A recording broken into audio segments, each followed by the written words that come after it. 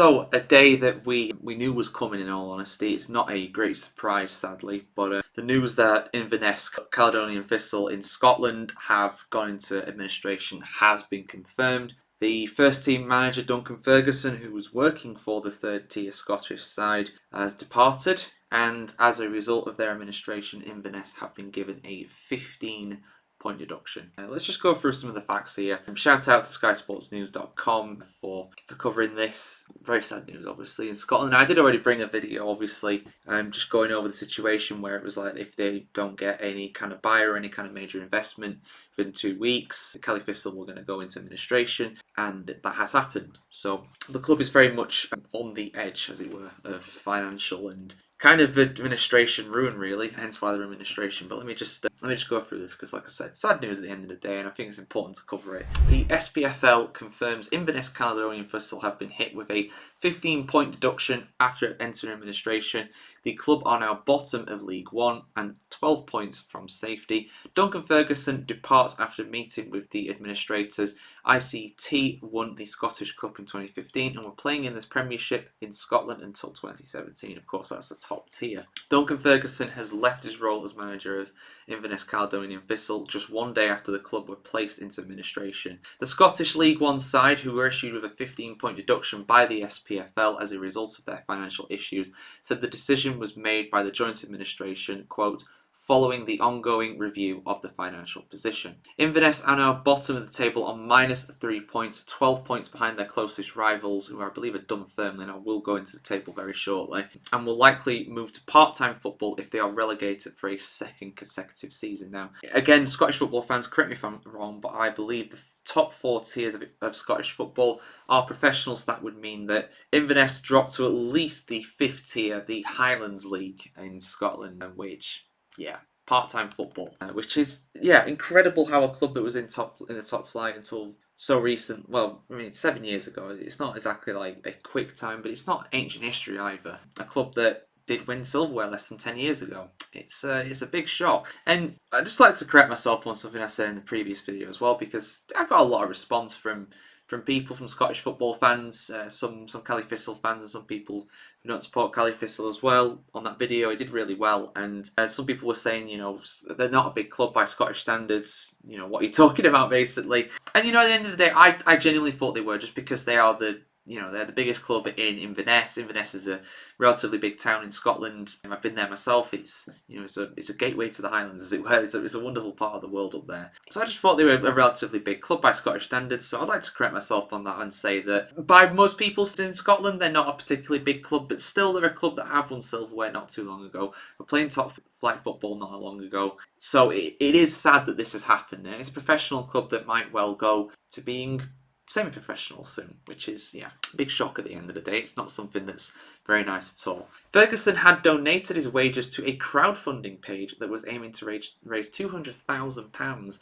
so the club could see out the month. However, that fell short of its target by last week's deadline. Cali Thistle also needed between 1.4 to 1.6 million to continue until the end of the season. Talks were held with investors in the UK, United States, Denmark, and the United Arab Emirates over a takeover, but no deal was agreed, with administrators now tasked with finding new owners. If unsuccessful, they could sell assets to raise funds to creditors, i.e.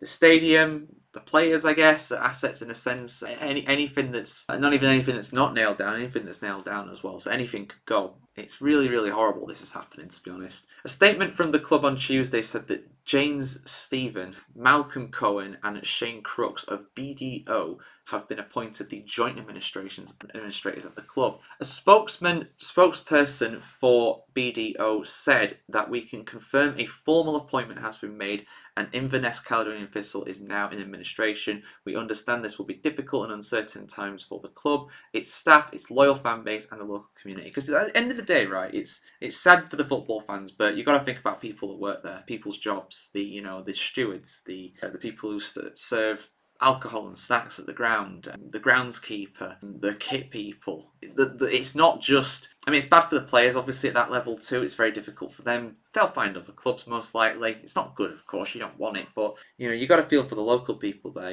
What are they going to do as well? The everyday workers, the 9-to-5ers. It's not nice. It really isn't nice at all. The administrators will be in a position to provide further information and their path to seek to secure the long-term future of the club in due course. So yeah, it's bad reading from that, and it's very negative from that. I'm hoping that investment is found and they don't have to sell off assets like the stadium and stuff like that if they do own their own stadium. I don't know if they do or not, but you look at the table, it's not good. It's really quite terrible, to be honest. Minus 3 points, 10 games played. They've only picked up how many points in those 10 games? They would have picked up 12, given they're on minus 3 now. They are.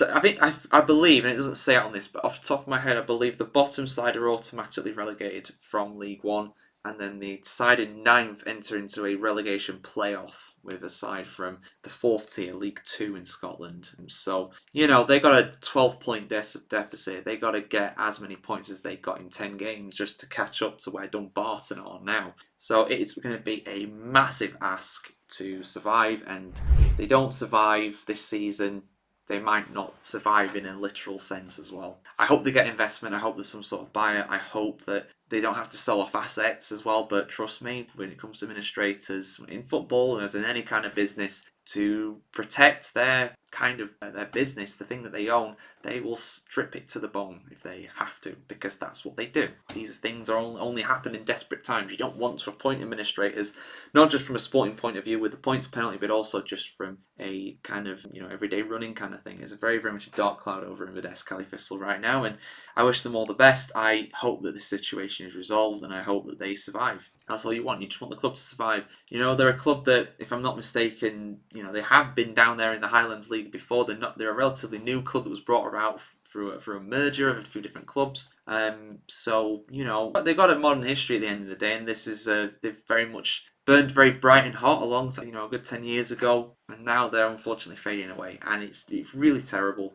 Financial mismanagement on a massive level. And just to correct, not correct, but just clarify one thing as well. I said in my previous video, a few Celtic and Rangers fans coming at me saying, why are you blaming us for this? I'm not blaming you guys for it. All I was saying in my previous video is that unless you are Rangers and Celtic, it's relatively slim pickings for the rest of the Scottish football system. It's very hard to survive for these clubs, which most of them do, obviously. This thing is, thankfully very rare. This doesn't happen every day in Scotland. But of course, even Rangers, they have, they went down to the bottom division. They reformed. So it's not unheard of for even the biggest clubs in Scotland to really, really struggle. And unfortunately, Inverness have, they've just seemed to have spent too much and been irresponsible financially, and they're really, really paying the price now. And it's the club supporters that suffer from this. So, and the people that work there, of course, as well. So yeah, I wish them all the best. I will bring you any kind of update when it comes on this, because it's a developing story. It's not over by any means, and this is